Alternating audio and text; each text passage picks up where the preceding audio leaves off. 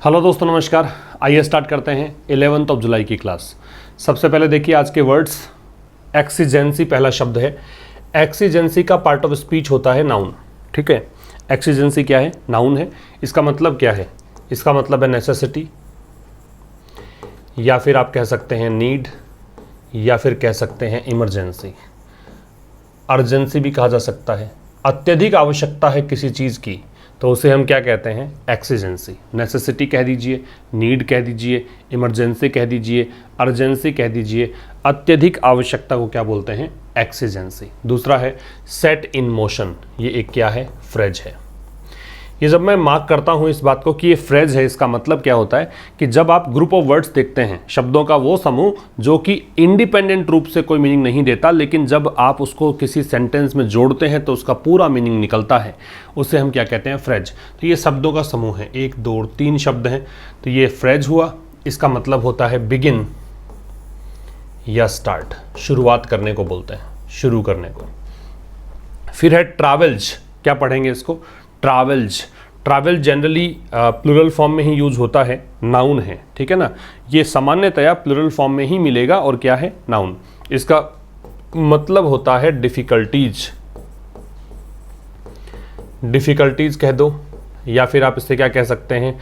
Travels को आप tribulation कह सकते हैं, मुसीबत। ठीक है, ट्रबल्स, ये सब मतलब होते हैं इसके। फिर है रीडाउंड। रीडाउंड एक वर्ब है। रीडाउंड क्या है? वर्ब।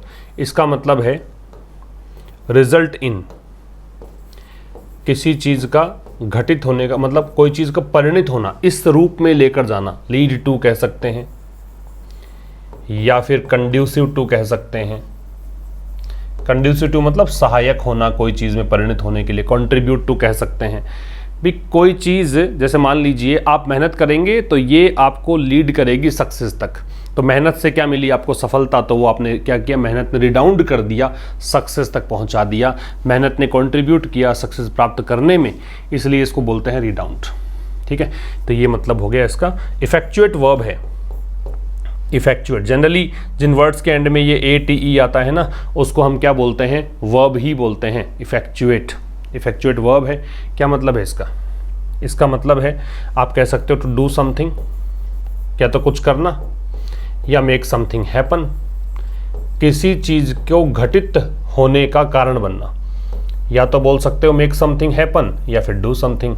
या तो कुछ करना, या मेक समथिंग हैपन, कोई चीज घटित होने का कारण बनना। गो डाउन वेल, ये एक फ्रेज है भाई। गो डाउन वेल क्या है? एक फ्रेज है। क्या मतलब है इसका? गो डाउन वेल से मतलब होता है लाइक करना।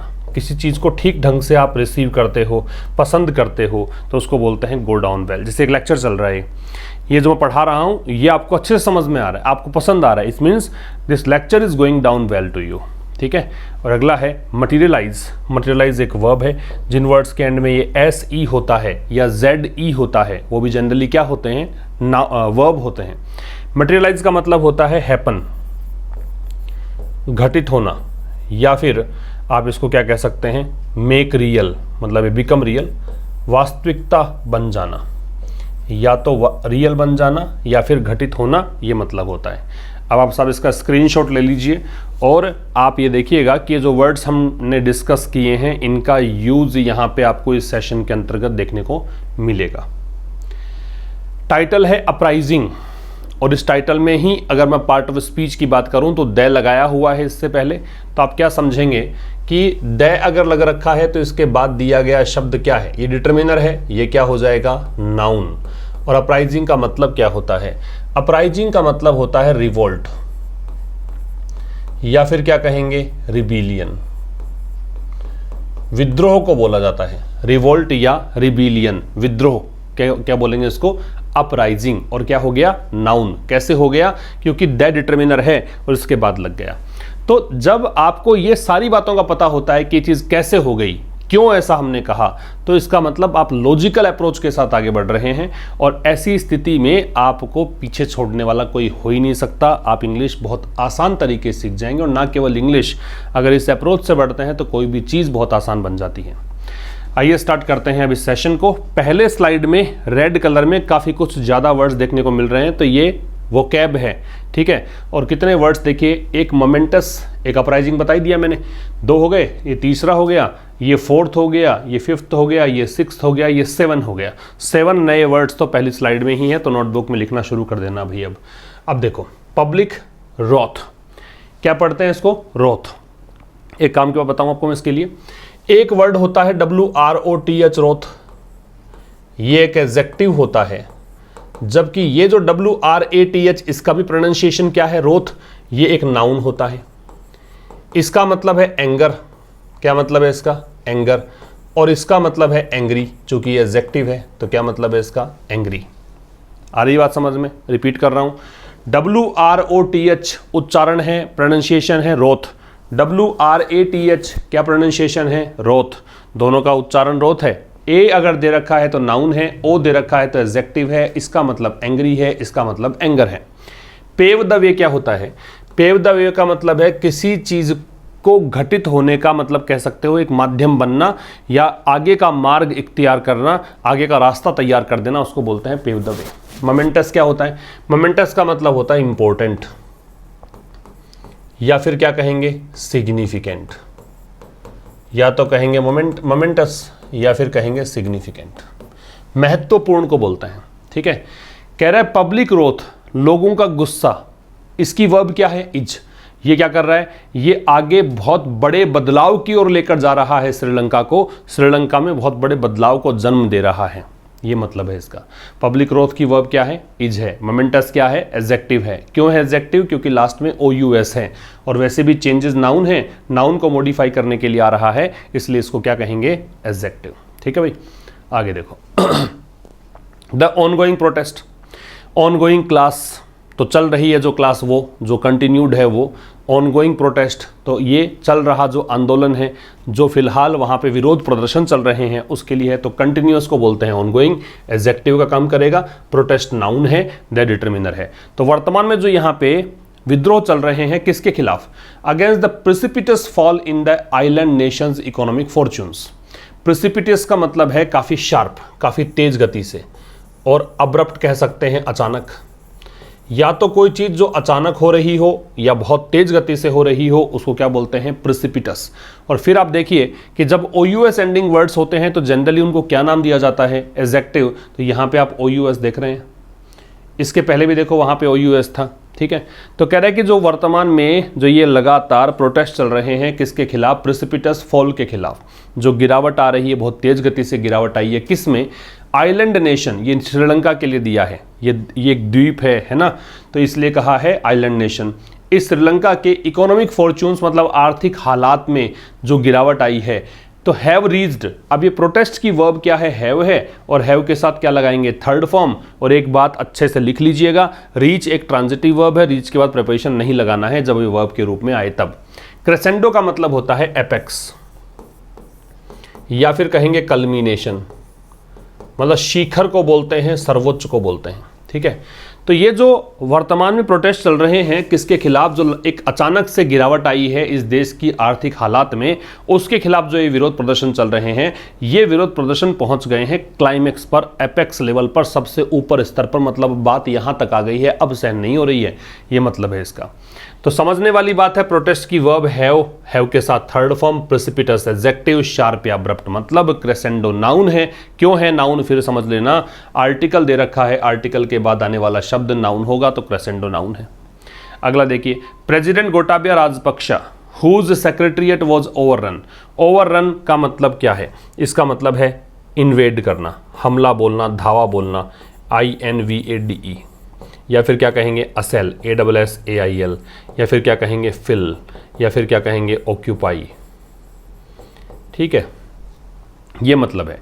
तो प्रेसिडेंट गोटाबाया राजपक्षा हुज, जिसका, हुज किसके लिए लगाते हैं, पजेसिव के रूप में लगाते हैं, रिलेशन बताने के लिए लगाते हैं। सेक्रेटरीट का मतलब सचिवालय।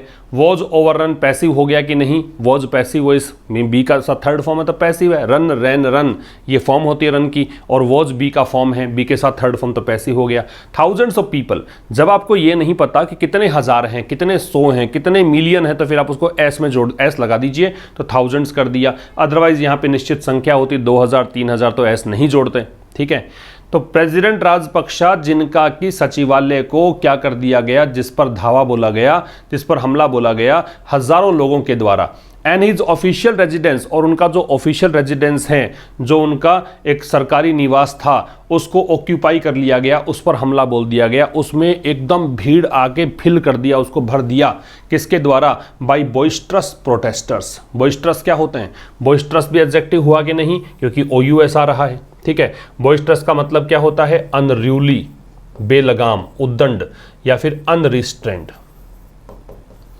ये होता है क्या, बॉइस्ट्रस। तो बेलगाम प्रोटेस्टर्स के द्वारा, and prime minister Ranil Wickremesinghe, और दूसरी तरफ देखिए प्रधानमंत्री Ranil Wickremesinghe, whose private residence, इनका जो निजी निवास था, वॉज सेट एब्लाज। अब ये सेट के तीनों फॉर्म तो सेम ही होती है, सेट सेट सेट, तो मैं इसको कौन सी फॉर्म मान लूँ, थर्ड फॉर्म। क्यों मान लें, क्योंकि वॉज यहाँ बी का रूप है, और बी के साथ में सेकेंड फॉर्म या फर्स्ट फॉर्म तो आ ही नहीं सकती, या तो थर्ड फॉर्म आती है, या एक्टिव वॉइस में ING फॉर्म है, तो ये ING तो नहीं है, तो थर्ड फॉर्म कहिए। और सेट एब्लाज का मतलब है सेट फायर, आग लगा देना। तो इस इनके प्राइवेट रेजिडेंस पर आग लगा दी गई। हैव बोथ एक्सप्रेस्ड, अब एक तरफ गोटाबया राजपक्षा, एक तरफ प्राइम मिनिस्टर रानिल विक्रमसिंघे, और इन दोनों के लिए आ रखा है हैव। इन्होंने दोनों ने क्या किया है, एक्सप्रेस किया है। रेडीनेस का मतलब है ईगरनेस, तत्परता दर्शाई है। किसके लिए, रिजाइन, कि भी फटाफट कह रहे हैं इस्तीफा ले लो हमसे और हमारी जान तो बचाओ इन प्रदर्शनकारियों से, तो ये इस्तीफा देने के लिए तैयार हैं। फिर समझ लेना, प्रेसिडेंट राजपक्षा और रानिल विक्रमसिंघे ये दो सब्जेक्ट हैं। वर्ब क्या है इनकी, हैव एक्सप्रेस्ड। रेडीनेस क्या है, नाउन। जिन वर्ड्स के एंड में NESS आता है जनरली वो क्या होते हैं, नाउन होते हैं। टू रिजाइन क्या है, इन्फिनिटिव है, टू के साथ V0 दे रखा है। रिजाइन के लिए आप एक फ्रेजल वर्ब यूज कर सकते हैं, स्टेप डाउन, ये भी इस्तीफा देना होता है, ठीक है। अच्छा जी, प्रेसिडेंट से पहले द नहीं है क्योंकि प्रेसिडेंट का नाम दे रखा है। ठीक इसी तरीके से प्राइम मिनिस्टर से पहले द नहीं, प्राइम मिनिस्टर का नाम दे रखा है। अगर जिस पद पर बने हुए व्यक्ति का नाम नहीं होता है तो प्रेसिडेंट और प्राइम मिनिस्टर से पहले द का प्रयोग किया जाता। ठीक, आगे बढ़ते हैं। Mister Rajapaksa the man target of the people's unbridled anger. Mister Rajapaksa कौन है ये, कोमा लगा के बताया तो ये मुख्य टारगेट है किसका, लोगों के अनियंत्रित गुस्से का। अनब्रिडल्ड क्या होता है, बेलगाम, अनरिस्ट्रेंड, अनकंट्रोल्ड, तो यहां अनरिस्ट्रेंड इसका सिनोनिम लिख सकते हैं आप। ठीक है, एंगर क्या हो गया, नाउन, अनब्रिडल्ड क्या हो गया, एडजेक्टिव। तो ये राजपक्षा के कोमा लगा के हमने क्या किया है, इसका डिफाइन किया है इसको। तो अगर किसी नाउन के साथ कोमा लगा के उसकी डेफिनेशन आगे आपने ऐड की है तो वो कहलाता है नाउन इन एपोजिशन। ठीक है, तो मिस्टर राजपक्षा जो लोगों के अनियंत्रित गुस्से का मुख्य टारगेट है। अब इस राजपक्षा ने क्या किया, हैज कन्वेड। कन्वे क्या होता है, कन्वे का मतलब सेंड करना, भेजना कह सकते हो, ट्रांसपोर्ट करना कह सकते हो, किसी तक कोई बात पहुंचाना कह सकते हो। तो ये हैज कन्वेड इसकी वर्ब है। तो मिस्टर राजपक्षा ने क्या किया, अपनी इच्छा जो है, विलिंगनेस का मतलब इच्छा, और मैंने अभी बताया आपको कि जिस शब्द के एंड में NESS आता है वो क्या होता है, नाउन। और यहाँ हिज पॉजेसिव एडजेक्टिव दे रखा है। भाई ये जो माई होता है, आवर है, योर है, हिज है, हर है, इट्स है या देयर है, ये सब क्या होते हैं, पॉजेसिव एडजेक्टिव्स। और पॉजेसिव एडजेक्टिव के बाद में आने वाला शब्द क्या होता है, नाउन होता है। तो विलिंगनेस यहाँ पे नाउन है। तो इस व्यक्ति ने क्या किया है, कन्वे किया है अपनी विलिंगनेस को, विलिंगनेस इच्छा को, अपनी इच्छा जाहिर की है क्या, रिजाइन करने की। कब, 13 जुलाई को। ठीक है, डेट जब दे दो आप या फिर डे लगा दें, पर्टिकुलरली किसी डे या डेट की बात करेंगे तो ऑन लगता है। यहाँ 13 जुलाई की बात है तो ऑन लग रहा है। तो मिस्टर राजपक्षा जो लोगों के अनियंत्रित गुस्से का मुख्य टारगेट है, लोगों का गुस्सा किस व्यक्ति पर है, इस व्यक्ति को लेकर है। इसने क्या किया, इसने इच्छा जाहिर की है कि साहब मुझे तो रिजाइन देना है, 13 जुलाई को रिजाइन दे दूंगा मैं फटाफट। ठीक है, while mister Wickremesinghe is awaiting. Await जो होता है वो वेट फॉर कह सकते हो। अवेट की जगह क्या लिखा जा सकता है, वेट फॉर, ये लिखा जा सकता है। जबकि मिस्टर विक्रमसिंघे जो है वो वेट कर रहे हैं किसका, an alternative all party government का। ऑल्टरनेटिव का मतलब वैकल्पिक है। मैं दो बातें बता दूं आपको, ऑल्टरनेटिव होता है विकल्प को बोलते हैं, एक होता है ऑल्टरनेट, इसका मतलब होता है एक छोड़कर दूसरा, ठीक है।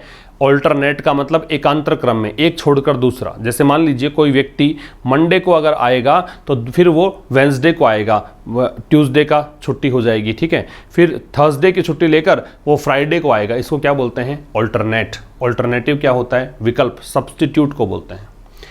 तो जबकि मिस्टर विक्रम सिंघे जो है वो वेट कर रहे हैं कि एक वैकल्पिक ऑल पार्टी गवर्नमेंट बन जाए, सभी पार्टियों को मिलकर सरकार बन जाए और वो टेक ओवर करे, अधिग्रहित करे बिफोर, कब? जब वो स्टेप डाउन करें, जब वो इस्तीफा दें उससे पहले। ही आ रहा है विक्रम सिंघे के लिए, ही की वर्ब स्टेप्स है, स्टेप डाउन का मतलब रिजाइन होता है, पिछले स्लाइड में मैंने लिखा है, ठीक है। तो यहाँ पे ये भी कह रहा है कि इस्तीफा ले लो, ये व्यक्ति भी कह रहा है इस्तीफा ले लो फटाफट से, क्योंकि हालात ही बहुत ख़राब हो चुके हैं। आपने कुछ अगर सोशल मीडिया पे फोटोज़ वगैरह देखे हों तो समझ में आएगा कि राष्ट्रपति भवन में प्रदर्शनकारी घुस आए हैं, टीवी देख रहे हैं, नोटों के बंडल मिले हैं, वो नोट काउंट कर रहे हैं, ऐसे कुछ तस्वीरें, ऐसे कुछ वीडियोज़ वायरल हैं, वो आप देख सकते हैं। It is now fairly clear, अब ये बात बिल्कुल स्पष्ट है, दैट की the people have not been pacified, कि लोग जो हैं वो शांत नहीं हैं। पैसिफाई का मतलब क्या होता है? मोलिफाई, शांत होना। तो लोग जो है पैसिफाइड नहीं है by the formation of a new regime, किससे? एक जो नया रेजिम का मतलब गवर्नमेंट है, सरकार है, जो एक नई सरकार बनी थी, और किसके अधीन बनी थी सरकार? मिस्टर विक्रम सिंघे के, उसके बनने से भी लोग शांत नहीं हुए, ये बात समझ में आती है। इट की वर्ब क्या है? इज। नाउ क्या होता है? Adverb of time. टाइम बताने वाले शब्द लिख लेना इस बात को, टाइम बताने वाले शब्द क्या कहलाते हैं? एडवर्ब। तो नाउ एडवर्ब हो गया। फेयरली भी एडवर्ब है, क्लियर एडजेक्टिव है। एडजेक्टिव से पहले एडवर्ब आ सकता है, एडजेक्टिव को मॉडिफाई करता है, एडजेक्टिव की विशेषता बताता है। दैट कंजंक्शन हो गया। पीपल की वर्ब है वो हैव बीन पैसिफाइड है। नोट होता है वो एडवर्ब ऑफ निगेशन है, किसी सेंटेंस को नेगेटिव करने के लिए काम में आता है, और बीन के साथ थर्ड फॉर्म है, इसलिए ये क्या है भाई? पैसिव है। आगे देखिए, the boiling over. Boiling over का मतलब गुस्से में जो उफान आया है, और मैं इस बॉइलिंग को क्या नाम दूंगा? इसे कहेंगे हम जेरेंड, क्योंकि किसी सेंटेंस में अगर आईएनजी फॉर्म वाला शब्द सब्जेक्ट बनता है तो वो एक जेरेंड कहलाता है। क्या बताया मैंने? किसी सेंटेंस के अंदर अगर आईएनजी लिए हुए कोई शब्द सब्जेक्ट बनता है तो वो क्या कहलाता है? जेरेंड। तो ये जेरेंड है। तो boiling over of public anger, तो पब्लिक एंगर का जो बॉइल ओवर है, ठीक है, मतलब लोगों का गुस्सा उफान पर है, इससे क्या हुआ? 9 जुलाई की बात है, 9 जुलाई को ये गुस्सा उफान पर आ गया, इससे क्या हुआ? ये बॉइलिंग ओवर जो है ये इंडिकेट करता है, संकेत देता है, देयर अटर डिससेटिस्फैक्शन। देयर आ रहा है लोगों के लिए, अटर का मतलब है कंप्लीट। अटर का मतलब क्या है? कंप्लीट, टोटल, पूरी तरीके से, कंप्लीट या टोटल। डिससेटिस्फैक्शन क्या? असंतुष्टि। किसके साथ असंतुष्टि है? गवर्नमेंट के एफर्ट्स को लेकर, सरकारी एफर्ट्स को लेकर। और क्या efforts? To address their day to day problems. Day to day का मतलब दिनों दिन, प्रॉब्लम्स का मतलब समस्या, देयर का मतलब उनकी, ये लोगों के लिए है। एड्रेस, टू एड्रेस का मतलब यहाँ पे एड्रेस पता नहीं है, एड्रेस यहाँ पे वर्ब है। इस एड्रेस का मतलब क्या है? एकदम ठीक करना कह सकते हो, रेक्टिफाई करना कह सकते हो, सॉर्ट आउट करना कह सकते हो, मुश्किलों का समाधान निकालना कह सकते हो। तो कह रहा है कि ये जो लोगों का गुस्सा जो उफान पर आ गया 9 जुलाई को, ये यहाँ दर्शाता है कि वो पूरी तरीके से असंतुष्ट हैं अपने गवर्नमेंट के प्रयासों से। और प्रयास क्या गवर्नमेंट के? उनकी जो हर दिन की जो प्रॉब्लम्स हैं उनको सॉर्ट आउट नहीं कर पाई गवर्नमेंट, इस कारण से उनको गुस्सा आया, ये समझ में आता है। डे टू डे ये मैंने हाईलाइट इसलिए किया है कि जब दो एक जैसी नाउन हो, आप देख रहे हैं कि डे ही तो लेफ्ट में है और डे ही राइट में है और टू बीच में प्रेपोजिशन है। तो जब प्रेपोजिशन के लेफ्ट और राइट में सेम काइंड ऑफ नाउन जोड़ रखी हो आपने, तो उसमें आपको सिंगुलर फॉर्म में नाउन प्लेस करनी होती है। तो डे ही इधर लगेगा, डे ही उस साइड लगेगा, डेज नहीं आएगा किसी भी साइड में, ये ध्यान रखना है। देयर वर क्वेश्चंस, तो कुछ क्वेश्चंस थे। अब चूंकि देयर से स्टार्ट किया, देयर को हाईलाइट इसीलिए किया कि देयर से स्टार्ट है, तो इन्वर्जन लगेगा। इन्वर्जन लगेगा तो क्रिया जो है वो सब्जेक्ट से पहले आएगी, तो क्वेश्चन से पहले चली गई। तो प्रश्न थे किस बारे में? विक्रम सिंघे के पॉलिटिकल लेजिटिमेसी के बारे में। लेजिटिमेसी क्या होता है? लीगलिटी, वैधता।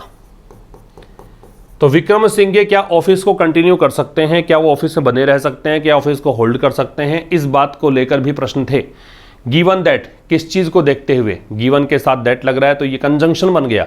अदरवाइज केवल गिवन होता तो ये प्रेपोजिशन होता है और इसका मतलब होता है कंसीडरिंग। क्या मतलब होता है गिवन दैट का? कंसीडरिंग, ये देखते हुए, ये मानते हुए, ठीक है। क्या देखते हुए? कि ही बिलोंग्स टू, बिलोंग के साथ टू लगता है, कि उनका संबंध एक ऐसी पार्टी से है जिस पार्टी का कोई भी चुनाव प्रतिनिधि नहीं है विधानमंडल में, ठीक है। और वो खुद, कौन खुद? Wickremesinghe, he himself. याद रखिए, जब भी सब्जेक्ट के बाद में सीधा आप सेल्फ वाला पार्ट लगाते हैं या सेल्फ लगाते हैं सब्जेक्ट के बाद में, तो उसे हम क्या नाम देते हैं? Emphatic pronoun. कभी भी सब्जेक्ट के ठीक बाद में अगर हम क्या लगाते हैं, आपको अगर सेल्फ वाला या सेल्फ वाला पार्ट मिलता है तो उसे हम एम्फेटिक प्रोनाउन कहते हैं। और यही बात अगर वर्ब के बाद में हो तो उसे हम रिफ्लेक्सिव प्रोनाउन कहते हैं। ये जोर डालने के लिए आता है, एम्फेसाइज करने के लिए आता है, इसलिए इसका नाम है एम्फेटिक। और वो खुद जो हैं वो नॉमिनी है। नॉमिनी मतलब मनोनीत सदस्य हैं। बेस्ड ऑन, बेस्ड में ऑन लगेगा, किसके आधार पर? वोट परसेंटेज के आधार पर, ठीक है। फिर समझना, कह रहा है कि भाई मिस्टर विक्रम सिंघे का पॉलिटिकल लेजिटिमेसी, राजनीतिक जो वैधता है, राजनीतिक जो एक कहें कि भाई ये समझना कि क्या ये लीगल है कि वो ऑफिस को होल्ड करें, प्रधानमंत्री क्या बन सकते हैं, क्या देखते हुए? क्योंकि उनका संबंध एक ऐसी पार्टी से है जिसका कोई चुनाव प्रतिनिधि नहीं है विधानमंडल में, और वो खुद जो है एक नॉमिनी है, किसके आधार पर? इसके वोट परसेंटेज के आधार पर। हाउएवर, हालांकि, हाउएवर क्या बताता है? विरोधाभास बताता है, कॉन्ट्राडिक्शन बताता है। फिर भी डेस्पाइट द अराइवल, डेस्पाइट को हाईलाइट मैंने क्यों किया? डेस्पाइट का जो पार्ट ऑफ स्पीच होता है वो प्रेपोजिशन होता है, एक बात। दूसरी बात, डेस्पाइट के बराबर क्या रख सकते हैं? इन स्पाइट ऑफ। ये डेस्पाइट के बराबर रखा जा सकता है, ठीक है। डेस्पाइट एक प्रेपोजिशन है, इसकी जगह पे क्या रखा जा सकता है? In spite of. तो कह रहे हालांकि despite the arrival of some overseas aid, overseas का मतलब है विदेशी, ठीक है, फॉरेन। एड का मतलब है सहायता, इसका मतलब क्या है? सहायता, हेल्प। और इस एड में AIDE कर दूं, LE लगा दें, तो इसका मतलब क्या हो जाएगा? हेल्प करने वाला, असिस्टेंट कह दो, हेल्पर कह दो। अगर इस D में E लगा देंगे तो इसका मतलब हो जाएगा हेल्पर, सहायता करने वाला। तो हालांकि कुछ विदेशी सहायता भी यहां पे मिली इनको। एंड कमेंसमेंट, कमेंसमेंट का मतलब स्टार्ट, शुरुआत किसकी? ऑफ ए प्रोसेस, एक प्रोसेस शुरू किया गया for an international monetary fund bail out. Bail out क्या होता है? यह आर्थिक सहायता होती है। इसका पार्ट ऑफ स्पीच निकालना हो आपको, कैसे निकालोगे? देखो, एन दे रखा है डिटर्मिनर, डिटर्मिनर के बाद ये शब्द है तो ये क्या है? नाउन। तो बेल आउट का मतलब क्या है? फाइनेंशियल सपोर्ट, वित्तीय सहायता, ये मतलब है इसका, ठीक है। तो क्या कह रहा है कि हालांकि कुछ विदेशी सहायता, सम, कुछ, ओवरसीज विदेशी, एड सहायता, अराइवल हुआ मतलब ये पहुंची, तो कुछ विदेशी सहायता पहुंचने के बावजूद और क्या हुआ? एक प्रोसेस की शुरुआत हुई कि अंतर्राष्ट्रीय मुद्रा कोष ने भी कुछ आर्थिक सहायता भेजी। इसके बावजूद there has been no significant relief, कोई भी रिलीफ नहीं मिला। सिग्निफिकेंट का मतलब कंसिडरेबल, बड़ा। सिग्निफिकेंट जो शब्द है इसके बराबर आप रख सकते हैं क्या? कंसीडरेबल। क्या मतलब है इसका? बहुत बड़ा, काफ़ी ज़्यादा, रिलीफ, राहत, ठीक है। देयर से स्टार्ट है तो यहाँ पे भी देखो इन्वर्जन है, इन्वर्जन है मतलब ये रिलीफ की वर्ब ये वाली है, ठीक है। रिलीफ नाउन है, सिग्निफिकेंट एडजेक्टिव है, नो क्या है? डिटर्मिनर है। तो कह रहा है फिर भी कोई बड़ी, कोई राहत बात नहीं है लोगों के लिए, स्पेशली, विशेष करके, ये मतलब हो गया पर्टिकुलरली, गरीबों के लिए। अब द पुअर है, ये आपका द प्लस एडजेक्टिव है। याद रखिए, द के साथ जब आप एडजेक्टिव लगाते हो तो इसका मतलब होता है प्लूरल नाउन। द के साथ एडजेक्टिव लगाते हो तो क्या बनता है? प्लूरल नाउन, ठीक है। तो द पुअर का मतलब सभी गरीब लोग, और द वल्नरेबल का मतलब जो जितने भी लोग रिस्क में हैं। वल्नरेबल का मतलब क्या है? एट रिस्क या फिर इन पेरिल, जो खतरे में हैं, ठीक है। और ये उसके लिए क्या हो गया? एक एडजेक्टिव काम कर रहा है, मतलब प्लूरल नाउन बन रही है, जो खतरे में है, ठीक। तो इन सब के बावजूद कि विदेशी सहायता भी दी गई, एक प्रोसेस भी शुरू किया गया, अंतर्राष्ट्रीय मुद्रा कोष का फाइनेंशियल सपोर्ट भी मिला, इसके बावजूद भी कोई बड़ा राहत मिली नहीं लोगों को, विशेषकर गरीबों को और जो लोग खतरे में हैं उन लोगों को। ये आज के प्रश्न है। Contingent, bail out, boisterous, overrun, इनका आंसर आपको देना है कमेंट बॉक्स में जाकर। अगर आपका आंसर सही हुआ तो एक हार्ट आपको जरूर मिलेगा, और लाइक करना ना भूलें, और मैक्सिमम शेयर करें सेशन को ताकि और लोग जुड़ सकें चैनल पर, ठीक है। और इसके अतिरिक्त जो आपका एक पेड कोर्स चल रहा है मेंस का प्रैक्टिस बैच, वो आप ज्वाइन कर सकते हैं। मेंस का एग्जाम बहुत नज़दीक है, वहाँ पे काफ़ी भरपूर प्रैक्टिस, हर सेशन में 50 क्वेश्चंस आपको मिलेंगे, वो प्रैक्टिस सेट आप ज्वाइन कर सकते हैं। इसके अलावा ग्रामर का बैच आप ज्वाइन कर सकते हैं, और इसका पीडीएफ अगर आप चाहते हैं तो टेलीग्राम चैनल पर सुबह मिल जाता है पीडीएफ विद वोकैबुलरी। तो आपको वहाँ पर ये पता लग जाता है कि कौन सा एडिटोरियल पढ़ना है आपको इवनिंग में, और कौन कौन से वर्ड्स नए आने हैं। बस एफर्टलेस चीज़ें चलेंगी, आपको कुछ करना ही नहीं पड़ेगा, बस वो पीडीएफ रखिए और आप एक बार गो थ्रू करें, तो शाम को अगर आप देखेंगे तो सब कुछ समझ में आपको आएगा। आगे देखिए, द नेक्स्ट फ्यू डेज, अगले कुछ दिन आर क्रूशियल, बड़े ही इंपॉर्टेंट हैं। क्रूशियल का मतलब इंपॉर्टेंट, तो अगले कुछ दिन इंपॉर्टेंट है किसके लिए? देश के लिए। देश कौन सा है? श्रीलंका। पता लग गया श्रीलंका है, दे लग गया। जब कोई चीज़ के बारे में पता लग जाए कि किसके बारे में बात कर रहे हैं तो डेफिनेट है, डेफिनेट है तो दे लगा देते हैं। एज इट विल शो, कारण क्या है? क्योंकि, एज यहाँ पे बताएगा क्योंकि कंजंक्शन है। इट विल शो, ये दिखाएगा वेदर, कि क्या the political class can rise above it's differences, जो राजनीतिक वर्ग है क्या वो उभर सकता है, क्या वो राइज कर सकता है, किससे ऊपर? अपने मतभेदों से ऊपर। एंड पुट इन प्लेस, क्या वो स्थापित कर सकता है ऑल्टरनेटिव रेजिम, एक वैकल्पिक सरकार। कौन सी सरकार? दैट लगा के बताया, रिलेटिव प्रोनाउन है। जो स्टीयर कर सके, स्टीयर का मतलब होता है गाइड या डायरेक्ट, मार्गदर्शन करना, निर्देशित करना, ठीक है। वो सरकार जो स्टीयर कर सके देश को टुवर्ड्स इकोनॉमिक रिकवरी, किस ओर ले जा सके? आर्थिक हालात सुधारने की ओर, इकोनॉमिक रिकवरी की ओर। द नेक्स्ट फ्यू डेज की वर्ब आर है, पॉलिटिकल क्लास की वर्ब कैन राइज है, और राइज के बारे में पता होना चाहिए कि राइज की फर्स्ट फॉर्म राइज होती है, सेकेंड फॉर्म रोज है, और थर्ड फॉर्म क्या है? रीजन। और राइज जो है वो क्या है? इंट्रांजिटिव वर्ब, इसके बाद में ऑब्जेक्ट नहीं आता है। अबव क्या है? प्रेपोजिशन।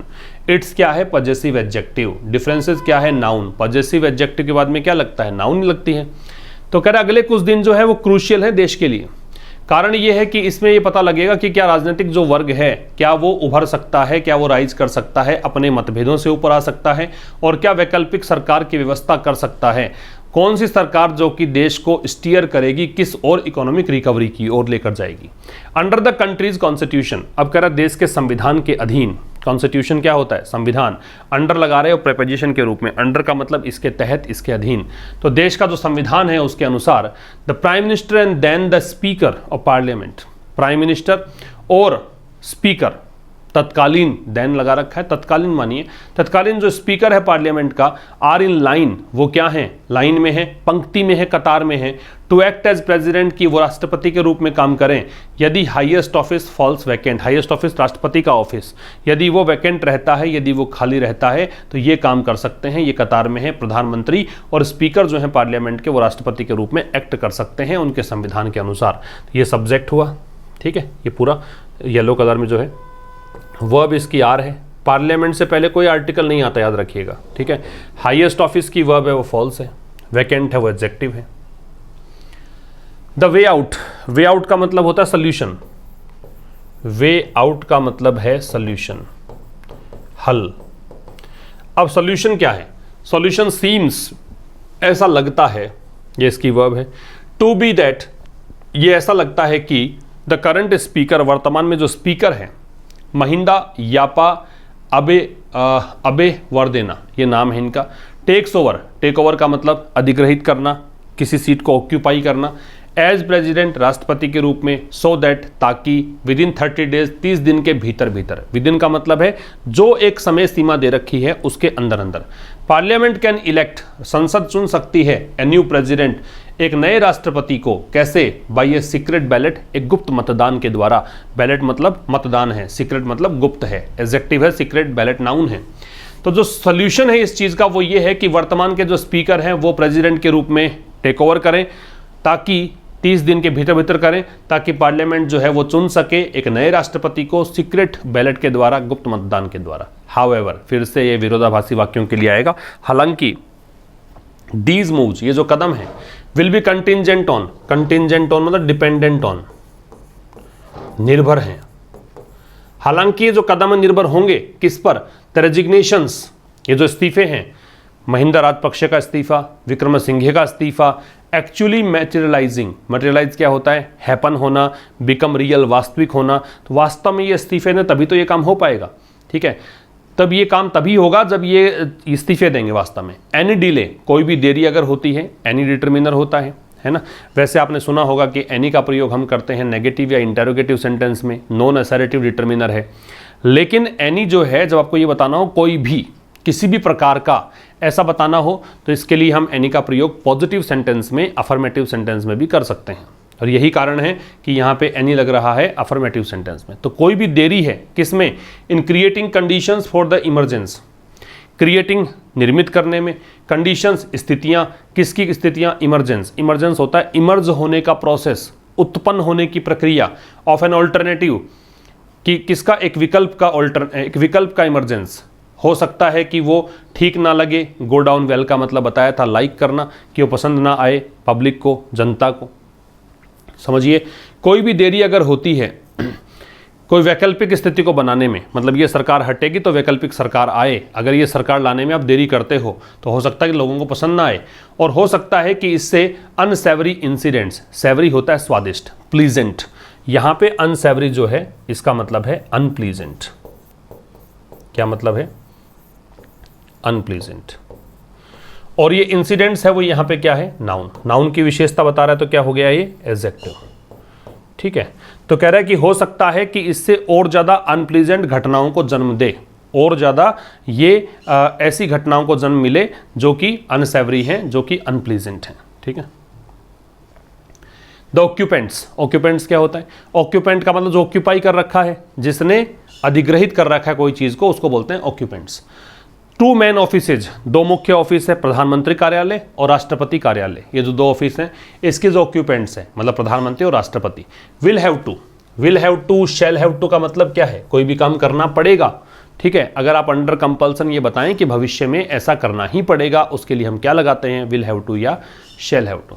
तो ऑक्यूपेंट जो है दो मुख्य ऑफिसेज के, इनको क्या करना पड़ेगा? अपने डिसीजन लेने पड़ेंगे अर्ली, जल्दी, सो दैट, ताकि द कंट्रीज ट्रांजिशन, ताकि जो देश का जो बदलाव है, टू ए स्टेबल रेजिम, बदलाव क्या, कहाँ लेकर जाना है देश को? एक स्थायी सरकार तक।